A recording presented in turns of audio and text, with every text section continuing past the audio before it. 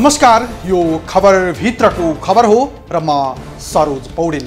दर्शकवृन्द, रामायणकालीन युगमा लङ्काका राजा रावणको सुनै सुनको दरबार थियो। भनिन्छ जहाँ रावण अत्यन्तै वैभवशाली र शक्तिशाली थिए रे, तर आज त्यही सुनको दरबार भएको श्रीलङ्का कंगाल भयो। दक्षिण एसियामा मानव विकास सूचाङ्कमा राम्रै स्थान भएको श्रीलङ्का यति बेला चरम सङ्कटमा मात्रै छैन, नागरिकले सत्ता विरुद्ध विद्रोह गरेका छन्। चरम भ्रष्टाचार, बेथिति, परिवारवाद र नातावादले लम्पट शासकहरू आफ्नै जनताबाट लकेटिए। गएको शनिबार 2 दशक सत्तामा हालिमुहाली गर्दै आएको राजापाक्से परिवारले यति बेला देश छोडी भाग्नु परेको छ। अक्षम्य, अयोग्य, चरम परिवारवाद, फरियावादमा लम्पट नेतृत्वकै कारण सम्पन्न देश कसरी कंगाल भयो? के नेपाल पनि यही बाटोमै हो? यिनै प्रसङ्गको चिरफार सहित उपस्थित भएका छौँ आजको खबरभित्रको खबरमा। राजनीतिक नेतृत्वको अकर्मण्यताले परिवारवादमा लम्पट शासकको निहित स्वार्थले श्रीलङ्का कंगाल भयो। नेपाल पनि त्यही राजनीतिक चरित्र र प्रवृत्तिको शिकार हुनबाट अलग छैन। नातावाद, फरियावाद र अन्धभक्त झोले कार्यकर्ताकै कारण कुशासन र विकृतिले मुलुकको अर्थतन्त्र तहस नहसको बाटोतर्फ गइरहे पनि सत्ताधारीहरू बचाउ गर्दै आएका छन्। के नेपालको अर्थतन्त्र श्रीलङ्काकै बाटोमा हो त? के भन्छन् अर्थतन्त्रका जानकारहरू? यो रिपोर्ट हेर्नुहोस्।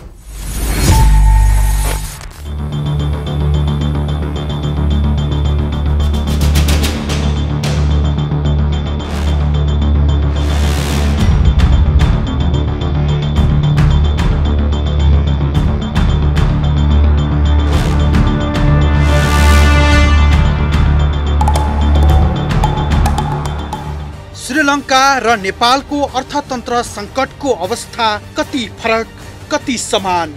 हाम्रो अर्थतन्त्र कता जाँदैछ? के भन्छन् अर्थविदहरू?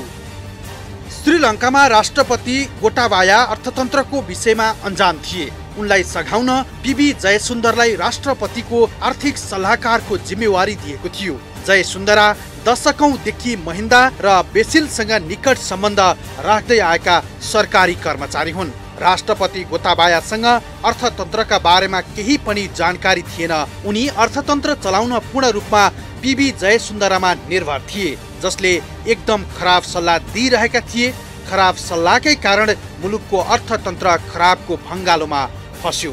जनता न्यूनतम घाँस, बाँस र कपासको सुविधा पनि नपाउने अवस्थामा पुगे। राष्ट्रिय ऋणले देश टाट पल्टियो। राजापाक्से परिवार अरबौं डलर कुम्ल्याएर विदेश भागे।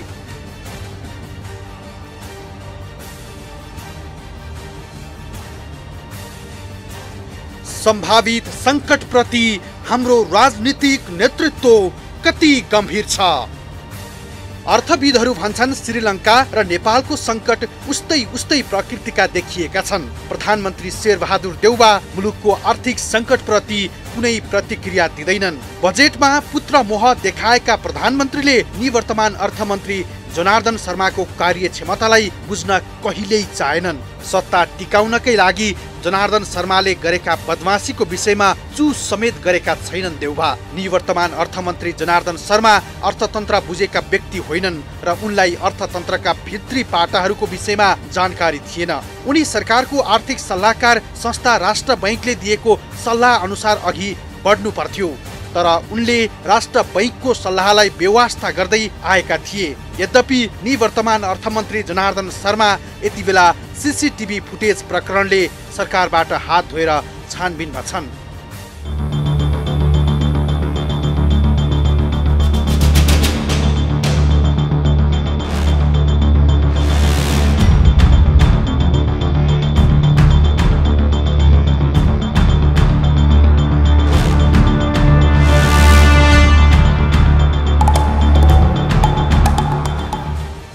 माथिका प्रसङ्गको तुलनात्मक विश्लेषण गर्दा श्रीलङ्काका पीबी जयसुन्दराले गलत सल्लाह दिँदा राजापाक्सेहरूले सत्ताबाट हात धोएर भाग्न पर्यो।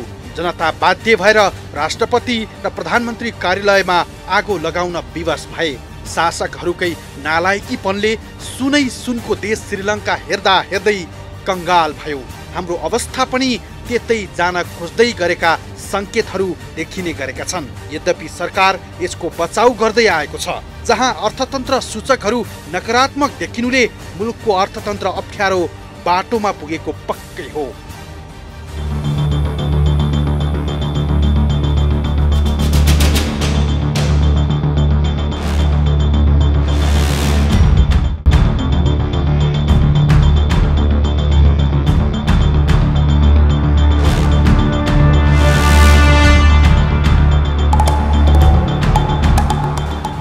अर्थतन्त्रका सूचकहरू कस्ता छन्?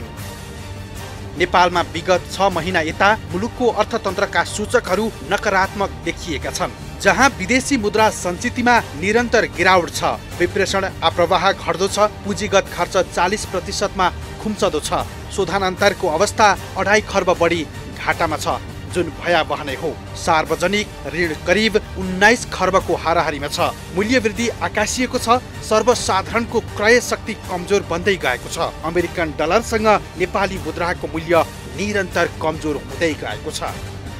अर्थतन्त्र सूचकहरू नकारात्मक भए पनि सरकारले बचाउ गर्दै आएको छ। अर्थतन्त्रमा निरन्तर भइरहेको गिरावटको विषयमा राष्ट्र बैंकले चेतावनी दिँदै आएको छ। राष्ट्र बैंकका गभर्नर महाप्रसाद अधिकारीले भने कि मुलुकमा एउटै व्यापारिक घरानाले बैंकिङ कर्जा सुविधा लिएका छन्।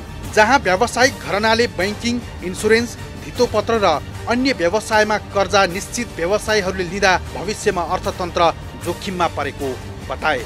केही लिमिटेड बिजनेस घरानाले ठुलो रकममा ऋण लिने फाइनेन्सियल रिसोर्सेसहरू प्रयोग गर्ने र सानाले चाहिँ प्रमोसन हुनै नपाउने, उद्यमशीलतामा छिर्नै नपाउने स्थिति भन्ने सन्दर्भमा पनि राष्ट्र बैंकले एकदमै यसलाई पोलिसी मार्फत एड्रेस गर्दै गएको छ। त्यति हुँदाहुँदै पनि यो एक खालको रिस्क चाहिँ बढिरहेको छ हाम्रो सिस्टममा। कस्तो रिस्क भन्दाखेरि त्यही एउटै घराना चाहिँ ब्याङ्किङमा पनि इन्भल्भ भएको छ, इन्सुरेन्समा पनि इन्भल्भ भएको छ, धितोपत्रमा पनि इन्भल्भ भएको छ, अनि अरू बिजनेस कङ्ग्लोमरेट पनि उसको हुन्छ भनेपछि बिजनेसमा चाहिँ सारा सरकारलाई निश्चित घरानाहरूले दिइराख्दाखेरि चाहिँ भोलि अर्थतन्त्रमा एक खालको जोखिम त्यसले चाहिँ निम्त्याउँछ। अनुत्तरदायी र अपारदर्शी राजनीतिले नागरिक विद्रोह जन्माउँछ भन्ने उदाहरण हो श्रीलङ्का घटना। श्रीलङ्काको राजपक्ष समूह र हाम्रो नेतृत्व बीचको चरित्र समान छ। जहाँ परिवारवाद र झोले कार्यकर्ताको सत्तामा हालिमुहाली छ। राज्यको स्रोतमाथि दोहन गरेर आफूलाई पोस्नदेखि दलभित्र आफन्तको भर्ती गर्ने गलत राजनीतिक चलन छ, जसले मुलुकको शासकीय तहमा परिवारवाद नै हाबी हुँदै गएको छ। परिवारवादको एक छत्र राज हुँदै गएमा हामी पनि दोस्रो श्रीलङ्का बन्न कुनै आइतबार नचाहिने बताउँछन् अर्थतन्त्रका जानकारहरू। वैदेशिक लगानीलाई धेरै भित्र्याउने, वैदेशिक सहायता भित्र्याउने र विप्रेषणमा आउनुपर्ने पैसा किन आइराखेको छैन, आउनुपर्ने कति हो, क्रिप्टो करेन्सी जस्तो होइन त्यो क्रियाकलापबाट डलर कति चाहिँ पलायन भएको छ,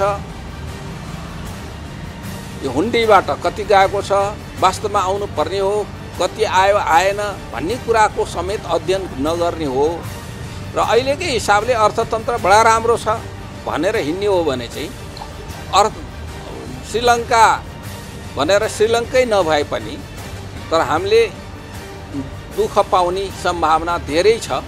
सत्ता र शक्तिको ओतमा राज्यको स्रोतमाथि बुर्कुसी मार्ने र निहित स्वार्थ पूरा गर्ने हाम्रो दलीय नेतृत्वको चरित्र हो। त्यसको पछिल्लो उदाहरण गण्डकी प्रदेशका मुख्यमन्त्री सहितका मन्त्रीले आफ्ना बाबुको नाउँमा कोषलाई बजेट विनियोजन गरेका घटना काफी छन्। यस्ता खाले नेतृत्वको स्वेच्छाचारी प्रवृत्तिले हाम्रो अर्थव्यवस्था ध्वस्त हुनबाट रोक्न पशुपतिनाथले पनि नसक्लान् कि?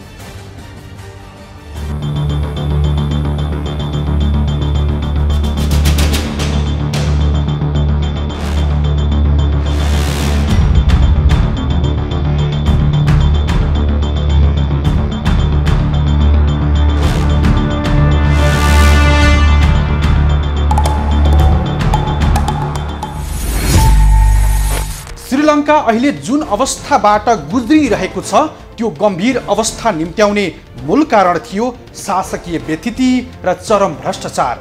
त्यही भ्रष्टाचार र व्यथितिले मुलुक त कङ्गाल भयो नै, 2 दशकदेखि सत्तामा मोजमस्ती गर्दै आएका राजापाक्से परिवारले देश नै छाडे। देशलाई कङ्गाल बनाएर उनीहरू अरबौं कुम्ल्याएर भागे विदेशतिर। राजापाक्सेको परिवारको सत्ता लुटले श्रीलङ्का टाट कसरी पल्टियो त? यसका खास कारण सहित उपस्थित हुनेछौँ, हामी सँगै रहनुहोला। राजापाक्से परिवारले मुलुकको बागडोर सम्हाल्नु अघिदेखि नै श्रीलङ्काको अर्थतन्त्रका अवयवहरू कमजोर नै थिए। एसियाली मुलुकमध्ये मानव विकास सूचाङ्कमा राम्रो स्तरमा पर्ने श्रीलङ्का विशेष गरी 1977 यता एकपछि अर्को सरकारहरूले ऋणको कमजोर जगमा देश निर्माण गर्दै गए। ऋण काढेर घिउ खाने भने जस्तै गरेका थिए राजापाक्से परिवारले। ऋणको जगमा ठुला ठुला आयोजना निर्माणसँगै अस्वाभाविक रूपले करमा उदारता र सामाजिक सुरक्षाको नाउँमा पैसा बाँड्दा ऋणमै डुब्यो श्रीलङ्का। यो रिपोर्ट हेर्नुहोस्।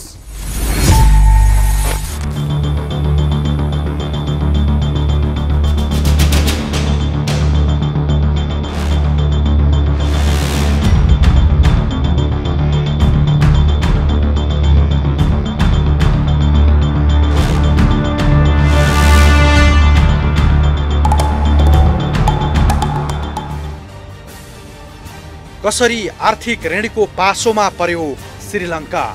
रामायणकालीन युगमा लङ्का देश भनेर चिनिने श्रीलङ्का यति बेला कङ्गाल भएको छ। रावणको सुनको दरबार भएको लङ्कामा यति बेला देश टाट पल्टिएपछि शासकहरू लखेटिएका छन् जनताबाट।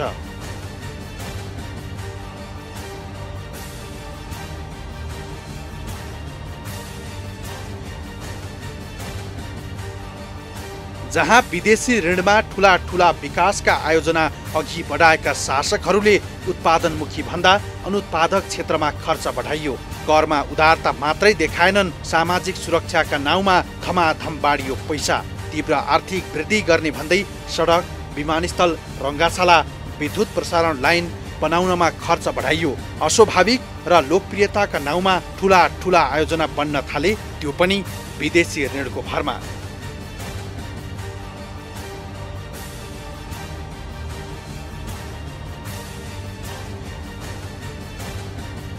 अघिल्लो महिना 54% रहेको श्रीलङ्काको मुद्रास्फीति दर अहिले 70% नागेको छ। अहिले 1 अमेरिकन डलर खरिद गर्नका लागि 363 रुपियाँ 93 पैसा श्रीलङ्कन रुपी खर्च गर्नुपर्छ।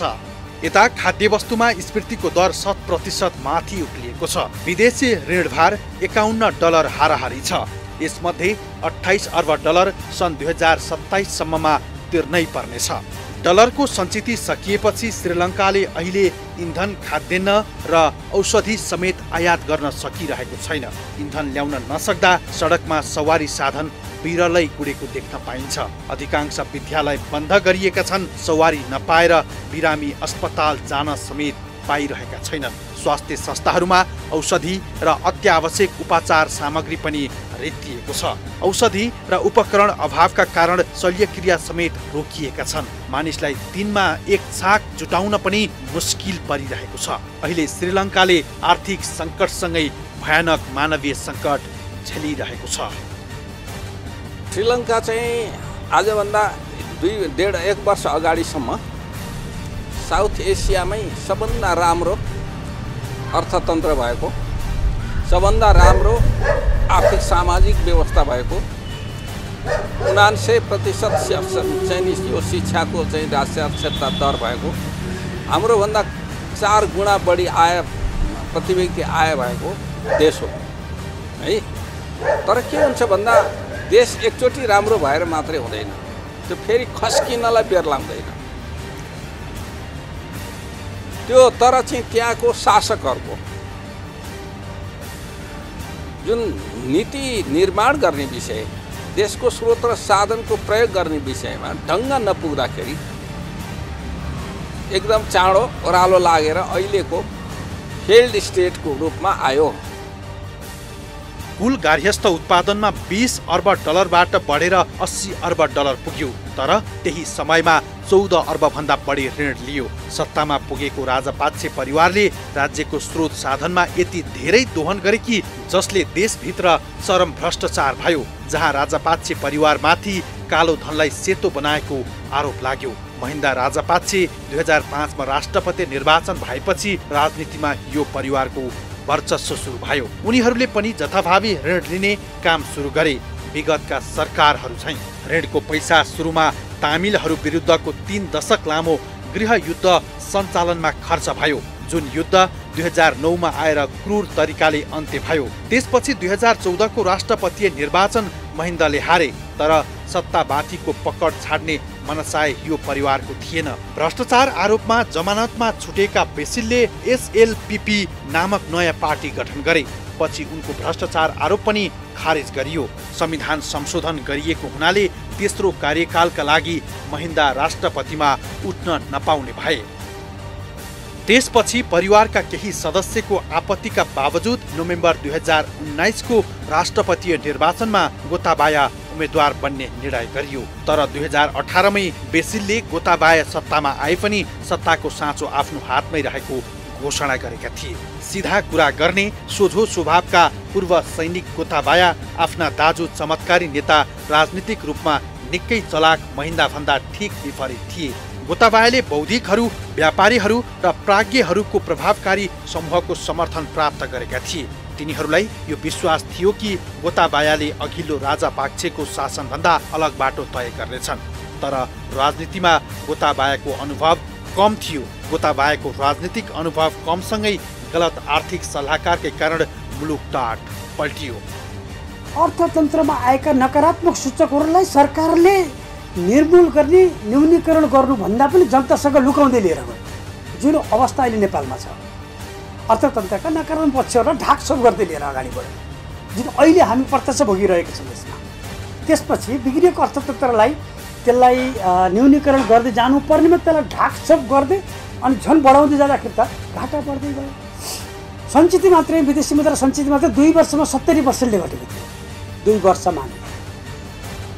त्यसो भएको हुँदाखेरि अर्थतन्त्र धरापमा गर्दै गयो। गोताबाया सत्तामा उक्लिने बित्तिकै यो परिवारले सबै थोक हातमा लियो।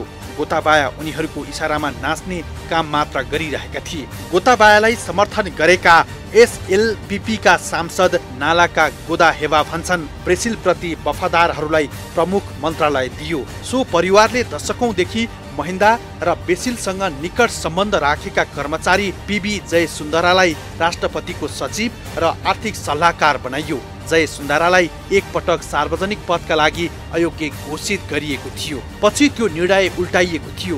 गोताबायासँग राजनीतिक अनुभव थिएन र उनलाई अर्थतन्त्रका बारेमा केही पनि थाहा थिएन। अर्थतन्त्र चलाउन उनी पूर्ण रूपमा पीबी जयसुन्दरामा निर्भर भए, जसले एकदम खराब सल्लाह दिइरहेका थिए, जसका कारण मुलुक क्रमसँग टाट पल्टदै गयो। मुलुक राजनीतिक नेतृत्वको अक्षम्यताले श्रीलङ्काले आर्थिक सङ्कटको भयावह अवस्था बेहोर्न बाध्य भयो।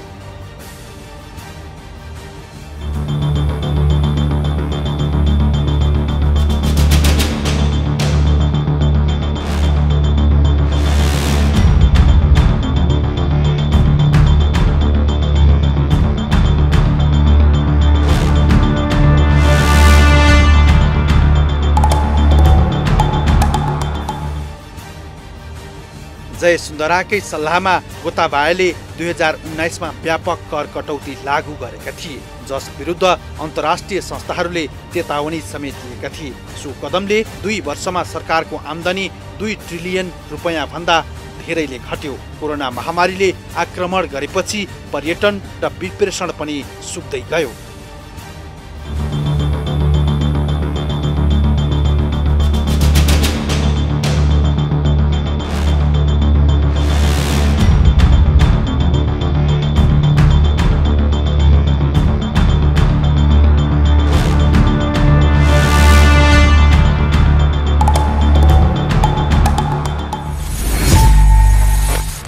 श्रीलङ्काको केन्द्रीय बैंकको मौद्रिक बोर्डले 2020 नोभेम्बरदेखि नै अर्थतन्त्र धराशायी हुँदै गएको चेतावनी दिइसकेको थियो।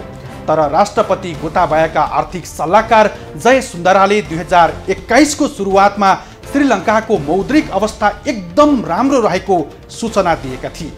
जय सुन्दराले दिएको सूचनाको भरमै थिए राष्ट्रपति गोताबाया, तर स्थिति बिल्कुल फरक बन्दै गएको थियो। मुलुकको अर्थतन्त्र ध्वस्त हुँदै थियो, विदेशी मुद्रा सञ्चित रितिँदै थियो, राष्ट्रिय ऋणले आकाश छोइसकेको थियो, अत्यावश्यक वस्तु तथा सेवाको हाहाकार हुँदै थियो, आर्थिक सङ्कटले सार्वजनिक क्षेत्र बन्द हुँदै गए, सबैतिर हाहाकार मच्चिँदै गयो। चौतर्फी सङ्कटमा सर्वसाधारण फस्दै गएपछि आफ्नै राष्ट्रपति र प्रधानमन्त्री विरुद्ध आगो भए श्रीलङ्काली जनता। थप प्रसङ्ग सहित उपस्थित हुनेछौँ, तर एकैछिनको विश्रामपछि। श्रीलङ्काको राजनीतिमा राजापाक्से वंशको जग बसाउने महिन्दा राजापाक्से सन् 2004 मा प्रधानमन्त्री भएका थिए। उनी सन् 2005 देखि 2015 सम्म राष्ट्रपति भए। राजापाक्से परिवारका 5 भाइ सत्ताको मुख्य स्थानमा पुगे, जहाँ राजापाक्से परिवारले मुलुकलाई ऋणको भारी बोकाएर सबैभन्दा बढी ऋण चीनसँग लिए। यही ऋण चुलिएर देश कंगाल भयो। देश कंगाल भएपछि यिनै 5 भाइ अरबौं कुम्ल्याएर भागे। अति भएपछि खती भने झैं राजापाक्से सत्ताको विरुद्धमा जनताले धावा मात्रै बोलेनन्, राष्ट्रपति र प्रधानमन्त्री कार्यालय नै कब्जा गरे। यो रिपोर्ट हेर्नुहोस्।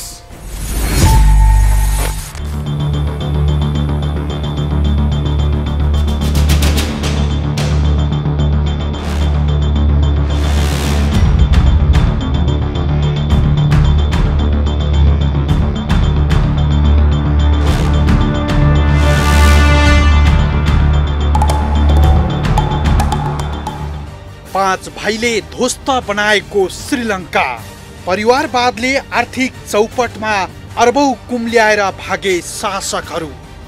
एउटा नेपाली उखान छ, अति भएपछि खती हुन्छ। हो, यति बेला श्रीलङ्काली शासकहरूले अति गरेपछि खती बेहोर्दैछन्। राजनीतिलाई परिवारको पेवा बनाएर मुलुक कंगाल बनाएपछि जनता सडकमै ओर्लिए। जनताको अजय शक्तिले राष्ट्रपति र प्रधानमन्त्री कार्यालय नै कब्जा मात्रै गरेनन्। राष्ट्रपति गोटाबाया राजापाक्से र प्रधानमन्त्री महेन्द्र राजापाक्से देशबाटै लखेटिए गएको शनिबार। परिवारवादको सत्ता लिप्सा यति धेरै भयानक र डरलाग्दो हुन्छ भन्ने पछिल्लो तथ्य हो श्रीलङ्कामा सल्किएको विद्रोहको आगो, जहाँ 5 भाइले 2 दशकदेखि देश लुटिरहेका थिए, जहाँ लामो सत्तारोहण र दोहनले श्रीलङ्का कंगाल बन्यो र नागरिकमा राज्यप्रति चरम वितृष्णा र असन्तुष्टिको आँधी बेरी नै आयो। जनताको आक्रोशसँगै आगो झैं सल्किएको विद्रोहले सत्ताका पुजारीहरू अरबौं डलर कुम्ल्याएर सुइकुच्चा ठोके विदेशतिर।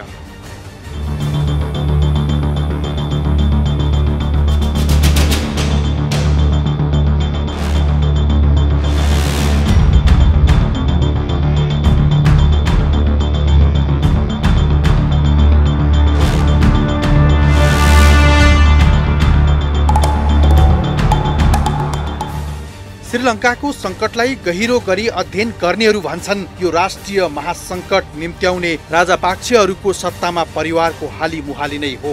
जब राजापाक्से परिवारले श्रीलङ्काको सम्पूर्ण सत्ताको चाबी आफूहरूमै केन्द्रित गर्यो, तबदेखि श्रीलङ्काका सुदिनमा भुसको आगो लाग्न थालेको हो। श्रीलङ्काको राजनीति र नेपालको राजनीतिमा केही समानान्तर पनि छ। श्रीलङ्कामा पनि व्यक्तिवाद हाबी हुन्छ। त्यहाँ राजापक्षकै यो तेस्रो पुस्ता हो। अहिले गोटाबाया राजापक्षे राष्ट्रपति हुनुहुन्छ, उहाँको यो तेस्रो पिँढी हो। उहाँहरूको कुनै बेला चाहिँ त्यही राजापक्षे परिवारकै 9 जना सदस्य मन्त्री थिए। एउटै परिवारमा 9 जना त मन्त्री थिए। उच्च पदस्थ पदहरूमा चाहिँ 30 वटा उच्च पदस्थ पदमा 7 वटा चाहिँ त्यही परिवारभित्रैबाट ओगटिएका थिए। ती पनि महत्त्वपूर्ण पदहरू ओगटिएका थिए। त्यो परिवारवाद पनि हाबी भयो त्यहाँ। राजनीतिमा जब कमाउ र रमाउको बहार चल्न थाल्छ, तब त्यसले मुलुकलाई सही दिशातर्फ लैजाँदैन, बरु चौपटको भङ्गालोमा पुर्याउँछ। श्रीलङ्कामा पनि भएको यही थियो र हो पनि। अमुक राजनीतिक घराना परिवारले मुलुकको सम्पूर्ण शक्ति आफूमा केन्द्रीकृत गरेको थियो। मुलुक टाल्ट नपल्ट्युन् जेलसम्म उनीहरू कसैप्रति पनि उत्तरदायी थिएनन् र हुन पनि चाहेनन्। रोम जल्दै थियो, निरो बाँसुरी बजाउँदै थिए। जहाँ शासकहरू मोज मस्तीमा थिए तर श्रीलङ्का उठ्नै नसक्ने गरी आर्थिक रूपले टाट पल्टँदै थियो। श्रीलङ्काको अर्थतन्त्र खस्किनुको मेन कारण भनेको चाहिँ 3-4 पोइन्ट छ कि त्यसमा चाहिँ। पहिलो कुरा त उहाँहरूको टुरिज्ममा जिडिपीमा टुरिज्मको कन्ट्रिब्युसन धेरै थियो। अहिले टुरिज्म डामाडोलको अवस्थामा छ। टुरिज्ममा पनि उहाँहरूको फेरि कस्तो रहेछ भन्दाखेरि 50% जति टुरिस्टहरू युक्रेन र रसियाबाट मात्र जाँदो रहेछ कि उहाँहरूकोमा। त्यो पनि अहिले ठप्प छ। तर तेस्रो कुरा के छ भन्दाखेरि उहाँहरू कमर्सियल लोनमा धेरै हुनुहुन्छ कि हामी कमर्सियल लोनमा छैनौँ। एउटा पोजिटिभ कुरा त्यहाँ छ। त्यहाँ कमर्सियल लोनले गर्दाखेरि उहाँहरू अलिकति डेप्ट ट्रापको सिचुएसनमा हुन्छ र त्यसले गर्दा के भयो भन्दा फरेन करेन्सी रिजर्भमा धेरै अट्याक भयो। फरेन करेन्सी रिजर्भ उहाँहरूले धेरै रिजर्भ गर्न सक्नु भएन। अनि धेरै चाहिँ उहाँहरूको कस्तो छ कन्डिसन्स भन्दाखेरि चाहिँ जति पनि फरेन करेन्सी रिजर्भहरू थियो त्यो चाहिँ के भयो भन्दाखेरि उहाँहरूको जुन पेट्रोलियम प्रोडक्टहरू होइन, अनि जति पनि उहाँहरूको स्कुलिङ फ्री छ, यस्तो कुराहरूमा खर्च गर्दाखेरि चाहिँ उहाँहरू डेप ट्र्यापमा हुनुभयो। खर्च अब फरेन करेन्सी रिजर्भ छैन र उहाँहरूको इकोनोमी डामाडोल भइरहेको छ। मुलुकको अर्थतन्त्र जेनतेन रहँदासम्म काले काले मिलेर खाउँ भाले भने झैँ राजापाक्षे परिवारले 2 दशक लामो सत्ता सञ्चालन गरे। तर जति बेला मुलुक आर्थिक रूपले अस्तव्यस्त हुन थाल्यो त्यति बेला राजापाक्षे परिवारमा आन्तरिक कलहको बिउ रोपियो। एकताका निकै सुमधुर सम्बन्ध भएका गोताबाए र महिन्दा बीच कलह सुरु भयो। दुवैको सत्ता लिप्साले उनीहरू बीचको सम्बन्ध बिग्रदै गयो। गएको मे 9 का दिन पारिवारिक विभाजन सडकमा पोखियो र मुलुक 3 दशक यताकै सबैभन्दा खराब हिंसाको शिकार नै बन्न पुग्यो। मन्त्रीहरू, विपक्षी नेताहरू, राजापाक्षेका सहयोगी र विश्वासपात्रहरू श्रीलङ्काको पतनको मुख्य जिम्मेवार बेसिल राजापाक्षेलाई ठहर्याउँछन्, जसलाई परिवारको रणनीतिकार भनेर पनि चिन्ने गरिन्छ। यद्यपि यसो भन्नेहरूमध्ये धेरैको राजापाक्षे परिवारका विभिन्न सदस्यसँग अझै बलियो सम्बन्ध र स्वार्थ छ। बेसिल अर्थमन्त्री बन्नुअघि पर्दा पछाडि बसेर शक्तिको दलाली गर्थे। राष्ट्रपति र क्याबिनेटमा बेसिलको अद्वितीय प्रभाव रहेको टिप्पणी हुँदै आएको थियो। तर यत्रो शक्तिका बावजुद पनि उनी अर्थतन्त्र चलाउन अक्षम्य ठहरिए। उनले वित्तीय सङ्कट आउँदैछ भनेर सङ्केत गर्ने अनेक चेतावनीहरूलाई पनि बेवास्ता गर्दै आए। यस्तै नेपालमा पनि आउन सक्ने चेतावनी दिन्छन् अर्थविद ज्ञानेन्द्र अधिकारी। र श्रीलङ्का सरकारले अस्ति भर्खर एउटा डिसिजन पनि गराएको छ कि त्यहाँको सामानहरू, देश चाहिँ कङ्गाल भएको, जनता त कङ्गाल भएको छैन त्यहाँ। त्यही भएर धनीहरूलाई सामान किन्नलाई पनि रेस्ट्रिक्सन गराएको छ कि त्यहाँ अहिले। भनेको त उनीहरूले फेरि धेरै सामान किनिदिएर होल्ड नगरिदियोस् भनेर सरकारले त्यो कुराहरू, त्यो डिसिजनहरू लिइरहेको त छ। तर अब ठ्याक्कै हाम्रोसँग कम्पेरिजन गर्ने भने हामी कमर्सियल लोनमा छैनौँ, एउटा पोजिटिभ कुरा त्यहाँ छ। दोस्रो कुरा उहाँहरूसित एक दिनको लागि भनेको 1 महिनाको लागि पनि पुग्ने फरेन करेन्सी छैन। तर हामीसँग त एटलिस्ट 6.5 महिनाको लागि त फरेन करेन्सी रिजर्भ छ होइन। हाम्रो अवस्था त्यहाँ छ। हाम्रो चाहिँ के छ भन्दाखेरि यसरी नै मिसम्यानेजमेन्ट गर्ने सबै हाम्रो राजनीतिक दलहरूले चाहिँ यतातिर नसोच दिने हो भने चाहिँ हामी पनि त्यही बाटोमा नै हो। राष्ट्रपति गोताबायालाई परिस्थिति कति खराब छ भन्ने नै थाहा थिएन। महिन्दा बुढो भइसकेका थिए। उनी नाम मात्रका नेता थिए। सत्ताका सबै थोक बेसिलको नियन्त्रणमा थियो। यद्यपि श्रीलङ्काको आर्थिक सङ्कटको सुरुवाती 2019 अघिदेखि नै सुरु भइसकेको थियो। 3 वर्ष अघि गोताबायाले शक्ति हातमा लिनुभन्दा धेरै अघि सुरु भएको थियो आर्थिक सङ्कट। यही आर्थिक सङ्कटले राजापाक्षे परिवार 20 वर्षको सत्ता मोजमस्ती छोड्दै स्वदेशबाट भागेका हुन्।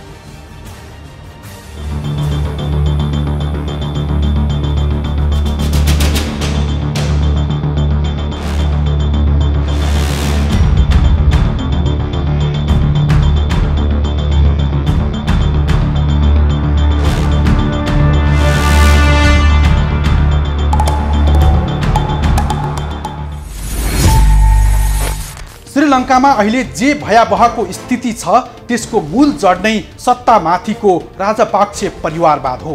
राजनीतिक जस्तो सेवा क्षेत्रमा जब राजापाक्षे परिवारको प्रवेश भयो त्यहीबाट श्रीलङ्काको सुदिनमा सङ्कट आइलाग्दै गयो। 2 दशक सत्तामा राई दाई गरेका यिनै 5 भाइले देश त डुबाए देशै डुबाएर अरबौं कुम्ल्याएर कुलेलाम ठोके। तर देश र जनतामाथि चरम धोका भयो। परिवारवाद राजनीतिमा कति भयानक र डरलाग्दो हुन्छ भन्ने एक उदाहरण बन्यो श्रीलङ्का। त्यसकारण नेपाली राजनीतिक नेतृत्वको पनि बेलैमा चेत खुलोस्। हौस् त आजलाई यति नै। भोलि अर्को खास विषय लिएर उपस्थित हुनेछौँ। खबरभित्रको खबरको लागि हेर्दै रहनुहोला एभी न्युज खबर। नमस्कार।